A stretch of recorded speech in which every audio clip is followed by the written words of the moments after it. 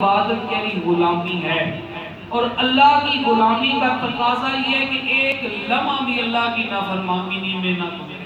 زندگی کا کوئی پہلو ایسا نہ ہو، نہ ہماری زبان، نہ ہماری آنکھیں، نہ ہمارا دل، نہ ہمارا دماغ، نہ ہمارا پیٹ، نہ ہمارے اعضائے جسمانی کا کوئی حصہ، نہ ہماری زندگی کا کوئی معاملہ، نہ ہماری زندگی کی کوئی سٹیج ایسی ہو جس میں ہم اللہ تعالیٰ کے احکامات کی خلاف ورزی کریں۔ اس کا طریقہ یہ ہے کہ سب کا سب ہماری زندگی کا تمام نظام اس کے سنت کے تحت ہو، جس کے بارے میں اللہ کریم نے ارشاد فرمایا میرے نبی کا اسوہ حسنہ تمہارے لیے نیک نمونہ ہے۔ وہ کون ہے؟ وسط محمد مصطفیٰ کی ذات ہے، اور یہی طریقہ اپنایا سلسلہ چشتیہ کے بزرگوں نے، سلسلہ نقشبندیہ کے بزرگوں نے، سلسلہ عالیہ سروردیہ کے بزرگوں نے، سلسلہ عالیہ